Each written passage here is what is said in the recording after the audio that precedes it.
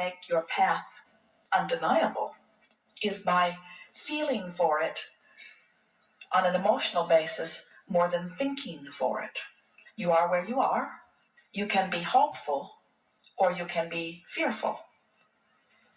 You can be hopeful or fearful. Now, so when you separate the reality of what is happening from your mood or attitude about it, now you begin to deal with things vibrationally, which is the basis of all things, rather than in terms of action. People will say, where I am is unpleasant. I want to be over there, and then I will feel better. And we say, you have to find a way of feeling better, or you cannot move over there. And people say, well, give me a reason to feel better, and then I'll feel better. And we say, you have to conjure the better feeling. You guide with vibration, and the manifestation follows the vibration. The you that is this eternal, emphatic, important, big vibration. And there's the you that's sitting here in your body having whatever experience you're having. When you merge these two yous, the power of that alignment is such that then you can't miss what you see. If something is a hell yes, then follow it. But if it's not, if it's anything other than I really want to do this, then it's equivalent of saying hell no. If it is limp, if it could go either way, then you haven't done the alignment work that is necessary. It's like picking the fruit that isn't ripe and then complaining that it doesn't taste good. And we say, let everything ripen. And the way you let that happen is by working on the thought and getting it into alignment. Let your work be an emotional journey, not a thinking journey. Don't try to think your way to your projects or to your success. Life and the contrast is what's thrown all that over in vibrational escrow. Do you know that every day that you're living and you know what you don't want, you put another piece of what you do want in it? All of these pieces that you're throwing over there into this vibrational escrow are melding together. The source energy you is becoming them, and the picture is beginning to form, and you don't have to figure out or dictate the path through which this stuff will unfold. All you have to do is do your best to chill out, do your best to feel good, do your best to appreciate, do your best to feel as good as you can feel, and what's percolating over there in vibrational escrow will say, hey, look over here. And when you look, you won't say, oh, I'm wondering about this. There is no possible way that you are not creating wonderful things, but there is a possibility of any of you being so tied up in the details of whatever it is that you are living that you're holding yourself vibrationally just out of sync with what is lighting up. Everything has the potential of lighting up and lighting up fast.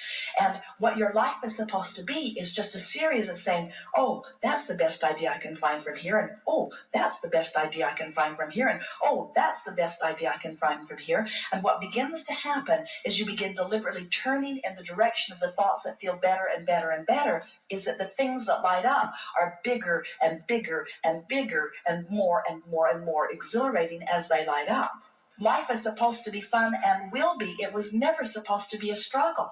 So when you say, I can't tell which way decision to make, what that always means is there hasn't been enough reaching for the thought that feels best to come into true alignment with what's already over there in your vibrational escrow. Do you believe us when we say that because of who you were before you were even born, and who you have become as a result of the contrast that you've been living, that there are things ready to pop that would just knock your socks off everywhere on every subject in the world? What you're thinking and feeling and what manifests are always a vibrational match. So if you wait until something happens before you see it, we call that post-manifestational awareness. That's like it has to manifest before you're able to decipher it. But if you are paying attention to the way you feel, you can decipher it before it actually manifests, and that way you don't miss it. In other words, by reaching for the best feeling thought on any subject, eventually you train yourself into such alignment with it that then you can't miss it. You get whatever it is that you want, just line up with the idea of it. And if you do the mental work, if you do the work of alignment, then the manifestation, the path through which it will unfold, will be delivered to you. But if you get too involved in the details of how or when or who, then you get turned upstream on it, you see. You focus completely on the pleasure of that experience, then you offer no resistance. In other words, it's like saying, this is what I want, and in your envisioning of it, you're in alignment with it. So now you're in the perfect place by thinking of what you want and why you want it, you line up with it. But then as you get involved in how you're going to get there and how long you'll be able to stay and what's going to be happening when you get back, now all of a sudden you've introduced all that resistance to it, which means now you're not a pure signal to what you're asking for. So now it can't happen. Are you getting the sense of this? We understand your desire to be hands-on in the creation, but we want you to be thought on. We want you to be gut on. We want you to be emotion on. We want you to be alignment on. We want it to be a mental, vibrational, emotional game that you're playing, and let the universe orchestrate the circumstances, and then you use all your action to enjoy what you've created through your alignment, you see. By getting too detailed in it, you're sabotaging yourself because you keep asking questions that you don't have answers to, so it keeps separating you from what you're really wanting. Feel the difference between, I want $500,000 tomorrow, and I want $500,000 eventually. Or I want $500,000 as quickly as it can make its way to me, or I need $500,000 tomorrow. In your more general statement, there's less resistance. In your more specific statement, there's more resistance. Now, the fun of it is, it really gets fun when you can be specific with no resistance. It is so much fun when you come to the place of trusting these laws and trusting your ability to focus, and all I have to do is make a statement of request. And in the moment that I make the request, source energy swoops in around it and tends to it. And then my entire work is bringing myself into alignment with what I've been asking for.